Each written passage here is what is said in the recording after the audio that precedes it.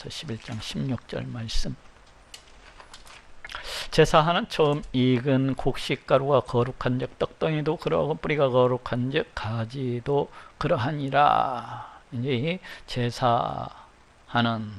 이 제사는 이제 구약 시대 때 우리 하나님께서 구약의 백성들에게 주신 우리 하나님의 은혜요, 우리 하나님의 그 선물이라고 할 수가 있습니다. 이 제사를 통해서 구약 백성들은 그 자신이 가지고 있던 그 죄, 그런 것들을 갖다가 이제 그 피 흘림의 제사를 통해서 씻김을 받고 우리 하나님께로 나아갔던 것을 볼 수가 있어요. 물론 이 구약 제사는 장차 이 땅 가운데 오시는 메시아 우리 예수님의 그 사역을 갖다가 예표하는 그런 모형이요, 그런 것들이었던 것을 갖다가 보게 됩니다. 어쨌든 그 구약 제사에 대해서 지금 읽고 있는데 저쪽 한번 찾아보도록 합시다. 민수기 15장 17절. 여호와께서 모세에게 일러 가라사대 이스라엘 자손에게 고하여 이르라 너희가 나의 인도하는 땅에 들어가거든. 그러니까 이제 지금 출애굽 해가지고 이스라엘 백성들이 가나안 땅에 들어가죠. 여기 그 광야 가운데 있을 때 주신 말씀이잖아요. 그래서 이제 인도하는 땅, 그 가나안 땅에 들어가게 되거든. 광야에서는 농사를 지을 수가 없었어요. 그래서 이제 가나안 땅에 들어가서 이제 처음 농사를 갖다가 짓게 되는데, 그렇게 이제 너희가 농사를 갖다 하게 되거든. 그 땅의 양식을 먹을 때에 이제 농사를 지어서 그 열매를 추수해서 이제 양식을 먹을 때를 가리키죠. 그때가 되면 여호와께 거제를 드리되 너희의 처음 익은 곡식 가루떡을 거제로 타작마당에 거제같이 들어올리라. 이 거제의 뜻이 들어올리라는 겁니다. 누구를 갖다가 향해서 들어올립니까? 우리 하나님께로 이제 그 수확물을, 처음 익은 곡식 가루의 수확물을 우리 하나님께 들어올리면서 이렇게 제사를 갖다 드리는 한 방법이라고 할 수가 있습니다. 그래서 이제 처음 익은 곡식, 그러니까 이제 이스라엘 백성들이 가나안 땅에 들어가 가지고 이제 농사를 지면 해마다 처음 나오는 그 보리의 수확물이라든지 아니면 밀의 수확물, 이런 것들을 갖다가 이제 자기가 먼저 먹는 것이 아니라 그 열매를 주신 우리 하나님께 그 첫 이삭 한 단을 가지고 가서 우리 하나님께 이렇게 들어 올리면서 이렇게 제사를 드리는 거예요. 그걸 갖다가 이제 우리나라 이제 그 한자어 말로는 거제라고 이렇게 불러요. 들어 올리는 이런 제사를 갖다가 드리게 됩니다. 근데 이렇게 첫 열매, 첫 이삭 한 단을 갖다가 우리 하나님께 이렇게 들어 올리는 이 제사를 드리는 것은 그의 지은 모든 그 농사의 그 수확물들이 우리 하나님께로부터 왔다는 어떤 신앙 고백적인 그런 의식이 있어요. 우리 하나님께서 이 모든 열매를 갖다가 내게 주셨다는 그런 어떤 신앙 고백적인 그런 의미가 있습니다. 그래서 그 열매를 주신 우리 하나님께 그 첫 이삭 한 단을 가지고 가가지고 우리 하나님께 이제 거제를 드리면서 이제 찬양하고 감사하는 그런 제사가 바로 거제라고 할 수가 있습니다. 그래서 20절에도 너희의 처음 익은 곡식 가루떡을 거제로 타작마당에 거제같이 들어올리라. 너희의 처음 익은 곡식 가루떡을 대대 여호와께 거제로 드릴지냐. 그러니까 한 해만 드리는 게 아니에요. 이스라엘 백성들이 이 땅에서 살아가는 날 동안에는 농사를 짓는 그 모든 수확물의 첫 이삭 한 단을 갖다가 우리 하나님께 가지고 가서 참으로 올해도 이 수확의 열매를 주신 우리 하나님 감사합니다, 고맙습니다 하면서 그 신앙 고백과 동시에 우리 하나님께 감사하고 찬양드리는 그런 제사를 갖다가 가리켜요. 근데 이렇게 이제 첫 이삭 한 단을 갖다가 제사를 드린다고 하는 것은 그 첫 이삭 한 단은 이제 하나님을 위해서 거룩하게 구별된 것이라고 할 수가 있어요. 그 첫 이삭 한 단이라고 하는 것은 즉 하나님을 위해서 구별된 것, 거룩한 성물이라고 할 수가 있습니다. 근데 이 첫 이삭 한 단만 거룩한 것이 아니죠. 그 모든 수확의 열매들이 지금 누구로부터 왔습니까? 우리 하나님께로부터 온 것이라고 했어요. 우리 하나님께로부터 주어진 것이라고 할 수가 있습니다. 하나님께로부터 온 것이기 때문에 이 모든 수확물이 또한 거룩하다고 여김을 받을 수가 있는 겁니다. 이 첫 이삭 한 단이 우리 하나님께 드려짐으로 해서 거룩하다고 인정을 받는 것처럼 그 나머지 그 모든 수확물들도, 그 나머지 모든 수확물들도 우리 하나님께로부터 거룩하다고, 거룩한 성물로서 그와 같이 인정을 받는 것이라고 할 수가 있어요. 그러니까 지금 그 얘기를 갖다가 지금 로마서 오늘 본문 속에서 이렇게 얘기를 하고 있습니다. 결국 이 첫 이삭 한 단이 거룩하다고 인정을 받음으로 해서 그 나머지 모든 수확물들이 거룩하다고 인정을 받는 것. 그러니까 이 나머지 수확물들도 거룩한 것이잖아요. 그렇기 때문에 이것을 갖다 나머지 수확물들을 우리 하나님께 전부 다 드리지는 아니했지만 마치 드린 것처럼 그렇게 거룩한 성물로서 여겨야 된다는 그런 의미가 있어요. 그리고 그것을 먹고 마시는 사람 또한 어떻습니까? 이 우리 하나님께서 주셨다는 것을 갖다 늘 기억을 하면서 감사하면서 먹어야 되는 그런 의무가 있는 것이고, 또 한편으로는 우리 하나님께서 주신 거룩한 성물과도 같기 때문에 그걸 갖다가 우리 하나님을 위해서, 우리 하나님의 영광을 위해서, 그 이름을 위해서 사용해야 된다는 그런 의미도 있다고 할 수가 있어요. 그렇죠? 그걸 갖다가 뭐 우상을 섬긴다든지, 그걸 갖다가 뭐 도박을 하고 노름을 한다든지, 그걸 갖다가 다른 나쁜 뭐 죄 짓는데 이렇게 사용해서는 안 된다는. 왜? 하나님께서 주신 거룩한 성물이기 때문에 그 나머지 성물도 우리가 거룩하게 사용해야 될 그런 의무가 있다는 것을 알 수가 있어요. 하나님을 위해서. 어떻게 사용해요? 하나님을 위해서. 먹고 마실 때도 하나님의 영광을 위해서 그렇게 사용해야 된다는 그런 의미가 있습니다. 어쨌거나 오늘 본문으로 한번 돌아봅시다. 11장 16절. 그래서 제사하는 처음 익은 곡식가루가 거룩한즉 떡덩이도 거룩하고. 떡덩이도 어떻다는 것입니까? 나머지 남아있는 그 떡덩이들도 다 거룩하다는 거예요. 왜? 첫 이삭 처음 익은 곡식가루, 그 첫 이삭 한 단이 거룩하다고 인정을 받게 됨으로 해서 그 나머지 떡덩이들도 다 거룩하다고 인정을 받게 되는 것입니다. 결국 이 뒤에 나오는 이 떡덩이가 거룩하다고 인정함을 받을 수 있는 것은 어디로부터 비롯이 된 것입니까? 그 첫 이삭 한 단이 거룩하다고 인정을 받음으로 해서 그 나머지 떡들도 같이 인정을 받는 거예요. 네? 그래서 이게 이제 무슨 의미를 가지고 있느냐? 그거는 이제 여기에서 처음 익은 곡식가루가 거룩한 적, 떡덩이도 그러하고, 이것은 비유적인 겁니다. 그렇기 때문에 비유로서 지금 구약 제사에서 드리는 이 거제를 갖다 바울이 비유로서 인용을 하고 있어요. 근데 여기서 처음 익은 곡식가루는 이제 여러 가지 주장들이 있습니다. 네가 맞다, 내가 맞다 하면서 여러 가지 주장들이 있는데, 대체로 큰 주장들 두 개만 오늘 이렇게 살펴보면은, 처음 익은 곡식가루를 이스라엘의 족장들로서 이렇게 보는 경우가 있어요. 처음 익은 곡식가루를 이스라엘의 족장들, 아브라함, 이삭, 야곱으로서 이렇게 보는 경우가 있습니다. 즉 다시 이야기하면 처음 익은 곡식가루, 이 이스라엘의 족장들이 어떤 사람입니까? 하나님을 위해서 구별된 자들, 즉 거룩한 백성이라고 할 수가 있어요. 이 이스라엘 족장들, 아브라함, 이삭, 야곱이 우리 하나님의 백성으로서 이렇게 인정을 갖다가 받는다고 하는 것은 그 나머지 아브라함의 자손, 이삭의 자손, 야곱의 자손들 또한 거룩한 백성들이라는 의미입니다. 그렇죠?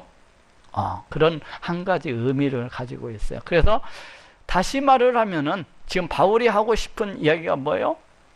유대인들이 지금 어떻습니까?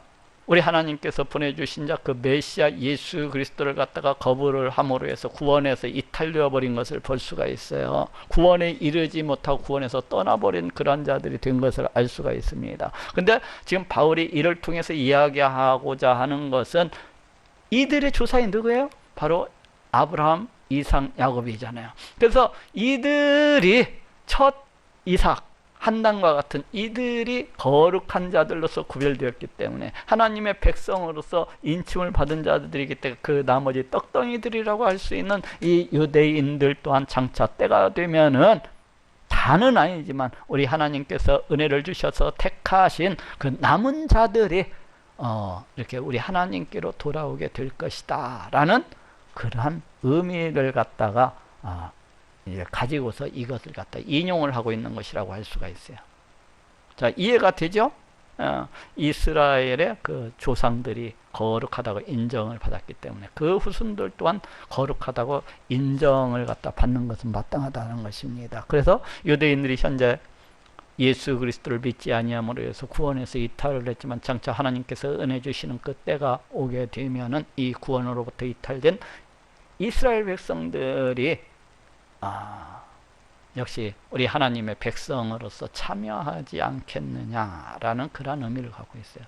그리고 이제 또 여기에서 처음 익은 곡식가루를 이스라엘의 이 3대 족장 아브라함, 이삭, 야곱뿐만 아니라 현재 유대인들까지를 포함하는 모든 그 후손들을 갖다가 가리키는 그러한 말이라고 이렇게 보기도 해요. 여기서 가리키고 있다고. 그렇다면 이 떡덩이는 이방인들을 가리키는 것으로 이렇게 볼 수가 있습니다. 그렇죠? 이방인들 가운데에서 예수 그리스도 보혈의 공로를 믿음으로 해서 구원을 받게 되는 그 이방인들.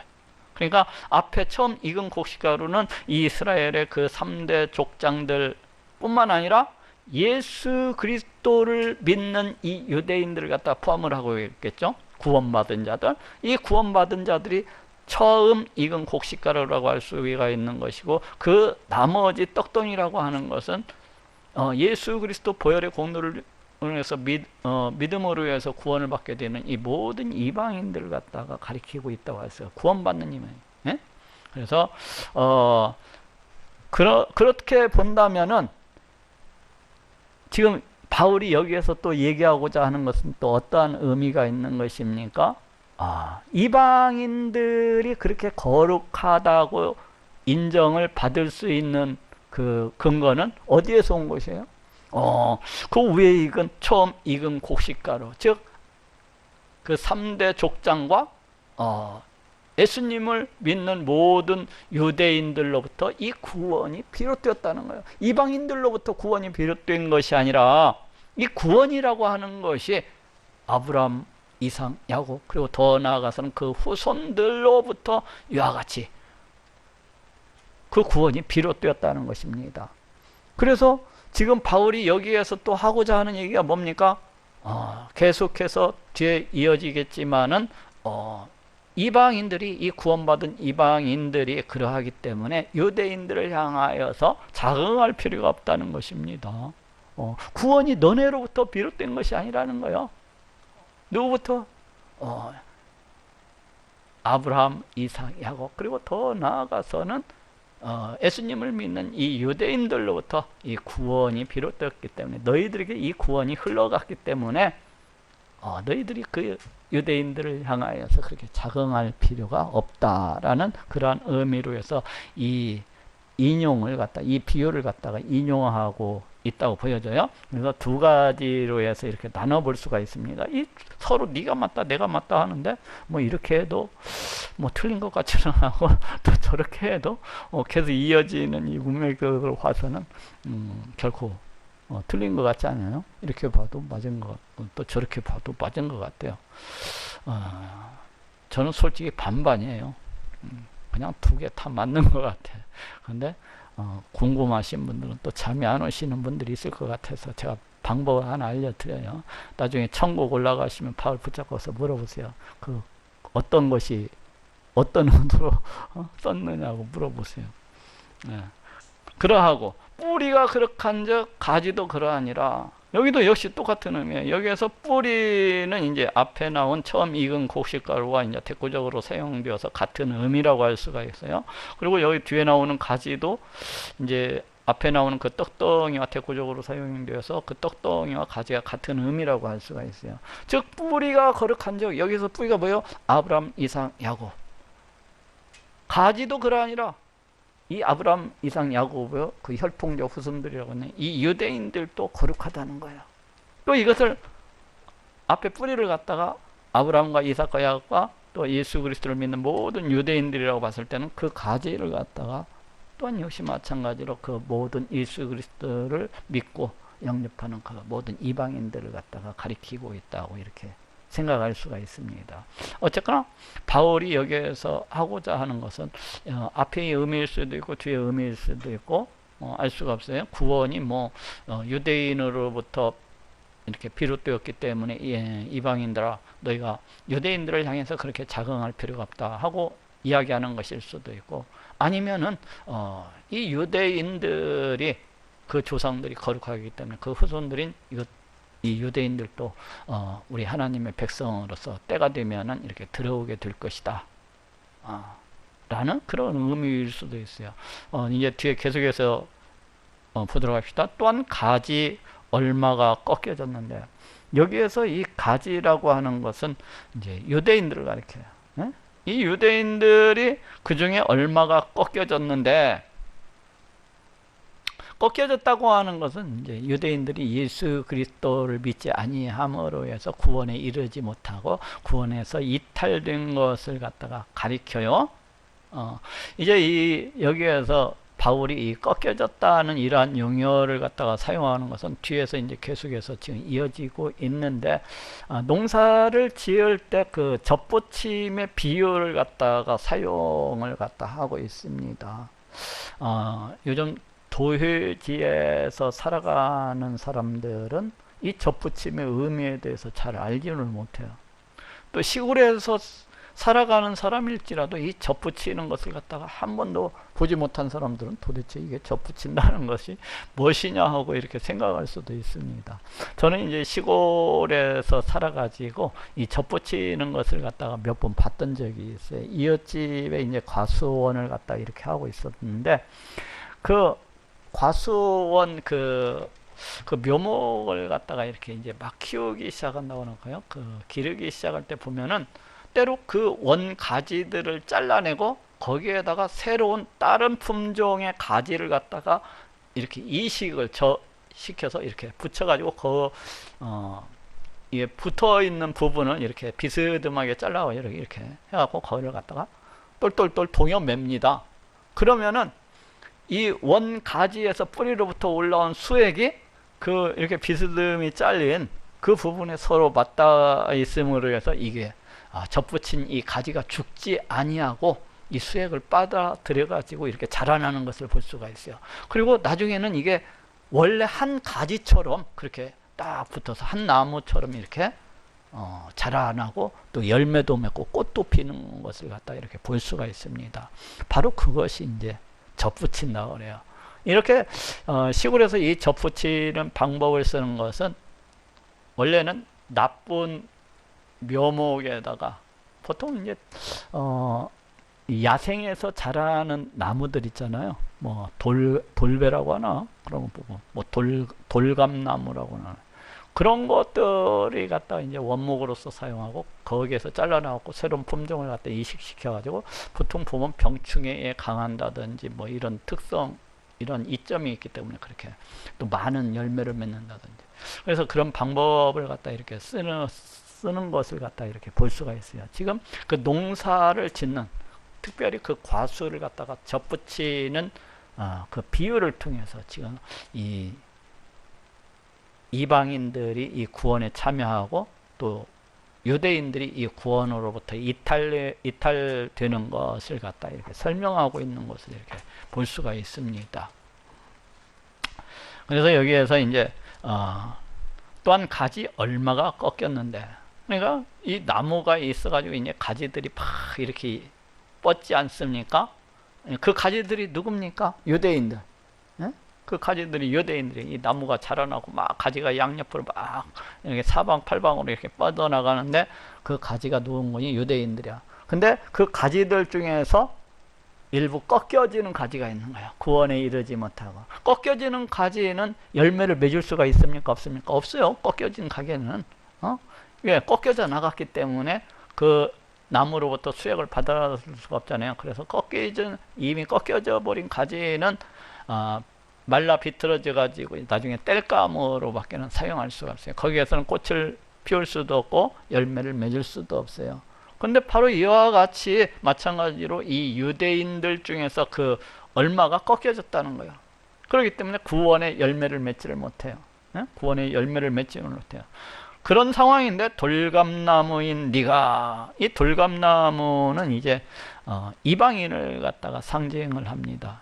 이 돌감람나무는 야생에서 자라는 감람나무를 갖다가 이제 돌감나무라고 해요. 야생에서 자라는. 그래서 보통은 이 돌감나무 이 열매들은 아주 작고 맛도 없고 아무 쓸모가 없는 그런 경우가 대부분입니다. 우리나라에서도 이따가 이렇게 등산하다든지 이렇게 어디 시골 한적한 곳에 가보게 되면은 그 돌배 같은 돌배나무를 볼 수가 있어요. 그래갖고 아주 작은 배가 주렁주렁 열립니다. 근데 그건 뭐 아무런 먹지도 못해요. 그건 너무 열매가 작고.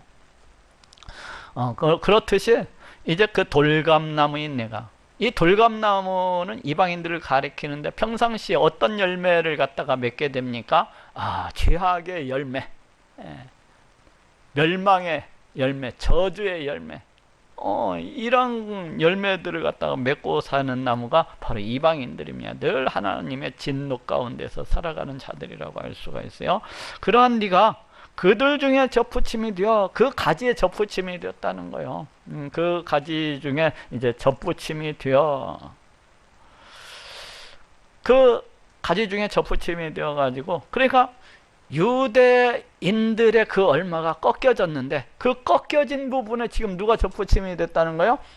이 이방인들인 이 돌감나무인 그 이방인들이 그 꺾여진 부분에 탁 접붙임이 됐다는 거예요. 그러니까 이 접붙임이 되었으니까 어떻게 된 겁니까? 참 감람나무 뿌리의 진액을 함께 받는 자 되었으니. 이 참감나무가 누굽니까? 그 뿌리를 갖다가 그 조상으로 하고 있는, 그러니까 이 이스라엘이잖아요. 이스라엘. 아브라함, 이삭, 야곱. 이 그 참감나무가 그 이스라엘을 갖다 뜻하는데, 이 이스라엘, 이 뿌리의 진액. 진액이라고 하는 거는 그러니까 뭐 구원의 축복일 수도 있고 구원의 열매일 수도 있고, 어쨌든 여기 나무로부터 이렇게 솟아나서 우리 하나님의 축복을 받고 또 영생을 갖다가 취하게 되고 또 천국의 열매를 맺고 이러잖아요. 그래서 그런 모든 것들을 함께 받는 자가 되었어요. 그 뿌리로부터 진액을 받아가지고 우리 하나님께서는 이제 아브라함, 이삭, 야곱에게 구원에 관한 많은 약속들을 갖다가 주셨던 것을 볼 수가 있어요. 내가 네 후손들을 갖다가 내 백성으로 삼고 내 자녀로서 삼아 주어서 내가 그들을 갖다 복을 주고 또 복을 줄 것이다 하면서 이와 같이 그 구원의 약속, 구원의 축복을 갖다가 이렇게 예정하셨던 것을 볼 수가 있어요. 그런데 이제 이방인들이 그 참 감람나무 그 잘려진, 이 유대인들이 그 잘려져 나간 거기에 접붙임이 되어가지고 참난 감람나무의 이 뿌리를 갖다가 함께 받는 자들이 되었다는 것입니다. 구원의 축복을 갖다 받게 되는 이러한 자들이 되었다는 거죠. 그 가지들을 향하여서 자긍하지 말라. 그렇기 때문에 그 가지들을 향하여서 자긍하지 않아. 그 가지들이 누굽니까? 꺾여진 그 유대인들,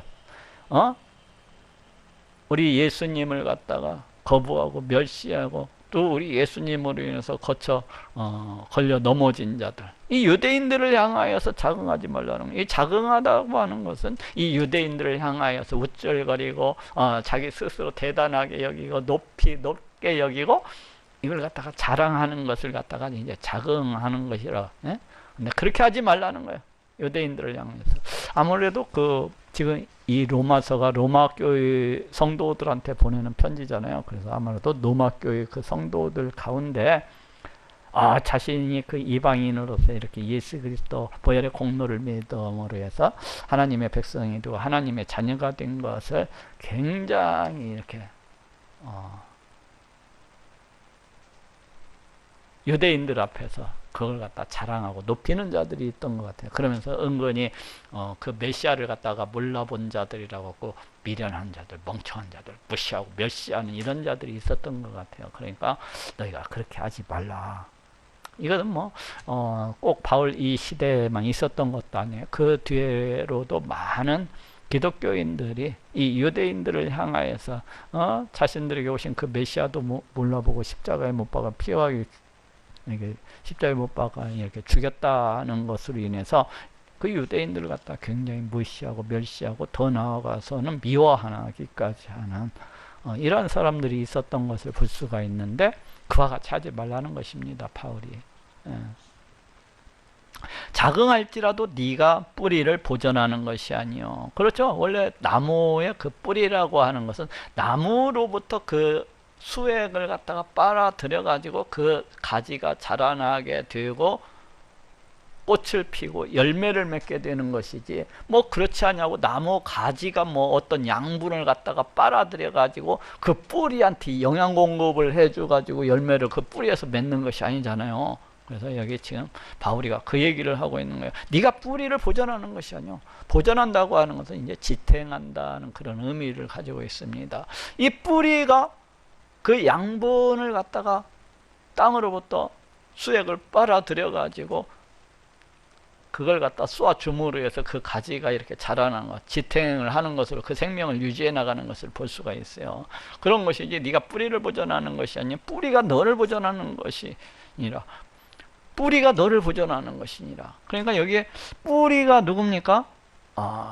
뿌리가 그 이스라엘의 그 3대 족장들 내지는 이 유대인들, 그죠? 여기로부터 네가 뿌리를 보존하는 네라고 하는 것은 이제 이방인들이죠. 이방인들이 그 유대인을 갖다가 구원에 이르게 하는 것이 아니잖아요. 응?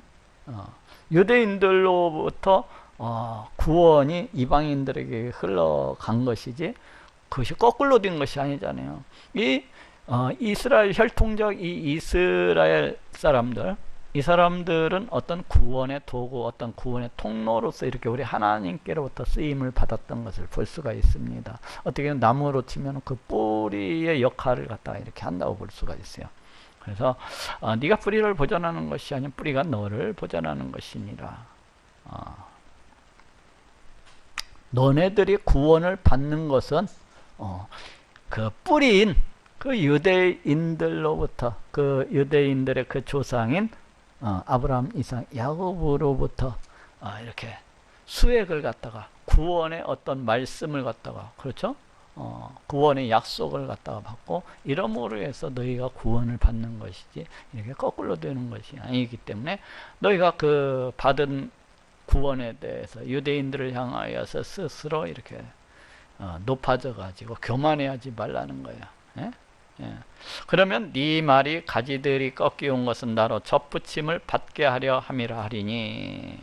그럼 어떻게 해야 된다는 것입니까? 이방인들은 스스로 이렇게 이야기하는 네 말이라고 하는 것은 이제 이방인들이 이제 스스로 이야기하는 길을 어떻게 해야 되는 거냐? 가지들이 꺾여온 것은 그 유대인들이 구원에 이르지 못하고 구원으로부터 이탈하게 된 것은 나로 접붙임을 받게 하려 함이라.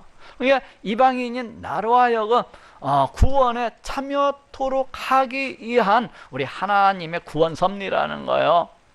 그렇기 때문에 겸손해야 된다는 것입니다. 유대인들을 갖다가 긍휼히 여기고 불쌍히 여기고 자신이 그 구원받은 것에 대해서는 오직 하나님의 은혜요, 하나님의 사랑이요, 하나님의 구원 섭리에 의해서 우리 하나님의 주권적 선택이시기 때문에 자기가 그 감사하고 겸손히 이렇게 행하여야 된다는 거. 유대인들에 대해서는 불쌍히 여기고 긍휼히 여기고 이래야 된다는 것입니다. 옳도다 저희는 믿지 아니하므로, 지금 옳도다라고 하는 것은 19절에 이 말씀을 갖다가 강하게 긍정하는 얘기라고 해요. 너희가 받은 구원에 대해서, 구원받게 된 것에 대해서 겸손히 여기고, 그리고 또 하나는 그 이탈해 나간, 꺾여져 나간 그 유대인들 갖다가 긍휼히 여기고 불쌍히 여기고, 우리 하나님의 그 구원 섭리에서, 그 주권적 선택에서 본인들이 접붙임 받게 된 것에, 구원에 참여하게 된 것에 대해서 굉장히 영광스럽게 생각하고 감사를 갖다가 해야 된다는 거예요. 그렇게 행하는 것이 옳다는 거예요. 저희는 믿지 아니함으로 꺾이고 너희는 믿음으로 섰느니라. 그렇죠? 그런데 여기 이제 이 이방인들이 구원을 받게 된 것이 왜 그렇게 된 거예요? 믿었기 때문에. 너희는 믿음으로 구원을 받게 됐다는 것입니다. 너희는 믿었기 때문에 꺾이지 아니하고 접붙임으로 해서 그와 같이 열매를 맺게 됐다는 거예요. 구원의 열매를 맺게 됐다는 거예요. 그러니까 지금 여기에서도 바울이 계속해서 이야기하고 있는 것은 이 이방인들이 구원을 받게 된 것, 너희가 구원을 받게 된 것은 너네 어떤 지혜로서 된 것이 아니라, 너네가 뭐 지혜로워 가지고 이 하나님의 말씀을 갖다가 잘 깨달았기 때문에 스스로 지혜로워서 너네가 구원받은 것이 아니라는 것입니다. 예? 또 하나는 너네가 그 어떤 공로나 그 어떤 행위가 있어서 구원을 받은 것도 아니라는 거예요.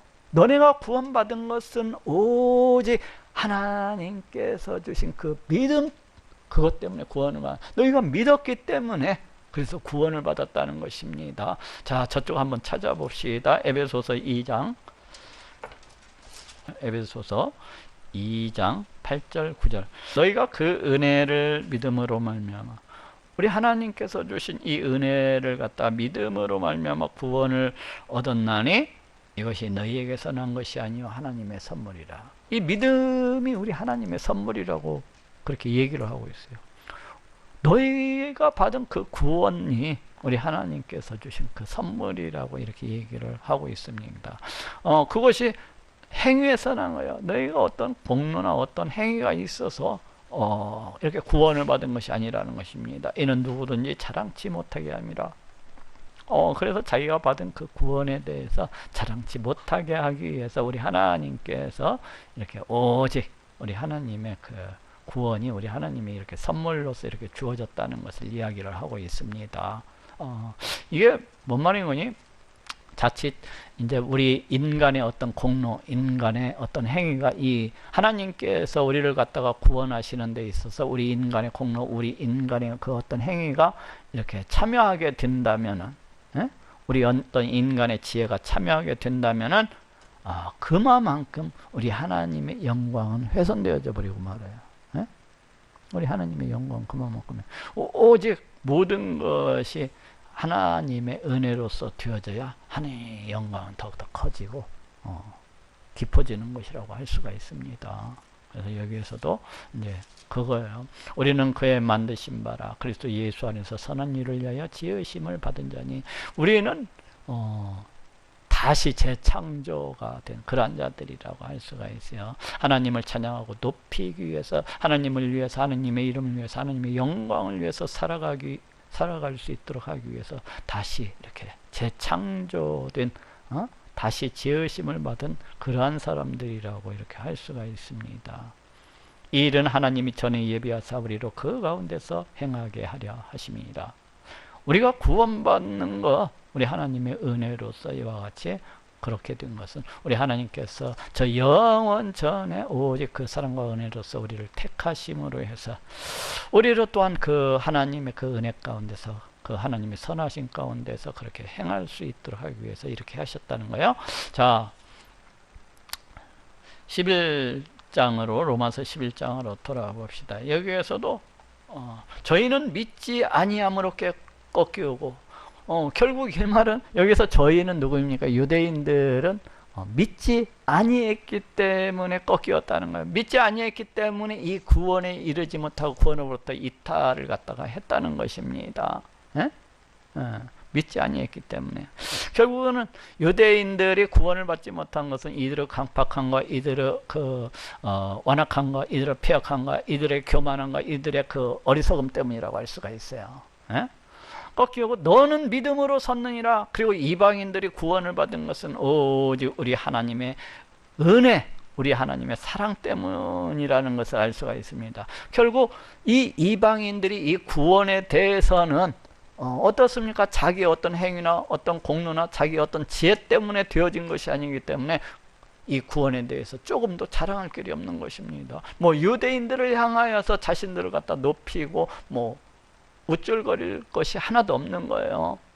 오직 이 구원받은 것에 대해서 겸손하고 오직 우리 하나님의 모든 주권적 선택이요 우리 하나님의 은혜, 우리 하나님의 사랑이라는 것을 알고서 우리 하나님께 감사를 드려야 되는 것이고, 또 꺾여져 나간 그 유대인들에 대해서는 긍휼히 여기시고 긍휼히 여기고 불쌍히 여겨야 되는 것입니다. 오직 이 구원이라고 하는 것은 오직 우리 하나님의 은혜, 우리 하나님의 선물인 이 믿음을 통해서 이루어지는 것이기 때문에 그래요. 그렇기 때문에 높은 마음을 품지 말고, 그렇죠, 이 구원받았다고 해서 막 유대인들을 향해서 이렇게 우쭐거리고 그러지 말라는 거야. 도리어 두려워하라. 도리어 자신이 받은 이 구원에 대해서 두려워해야 된다는 거예요. 왜 두려워해야 된다는 것입니까? 그것이 그 이유가 21절에 나오고 있어요. 그래서 여기 21절 앞에는 이제 원문에는 가르가 이렇게 생략이 되어 있습니다. 이유를 나타내는. 왜냐하면 하나님이 원가지들도 아끼지 아니하셨은즉 너도 아끼지 아니하실 것이기 때문이라는 거예요. 그러니까 하나님이 이 원가지들이 누굽니까? 바로 유대인들 아닙니까? 이 유대인들도 아끼지 아니하셨게. 우리 하나님께서 이 유대인들이 너무나도 완악하고 너무나도 패역해서 우리 하나님께서 보내주신 그 메시아 이 예수 그리스도 보혈의 공로를 믿지 아니하고 오히려 우리 예수님을 갖다 무시하고 멸시함으로 해서 이들을 갖다가 내버리신 것이 아닙니까? 그렇게 아끼지 아니하셨기 때문에 너도 아끼지 아니하실 것이라는 거예요. 그렇기 때문에 너도 완악함과 패역함 가운데에서 이 예수 그리스도를 갖다가 받아들이지 아니하고 유대인들처럼 무시하고 멸시를 한다면은 너도 꺾여질 수 있다는 겁니다.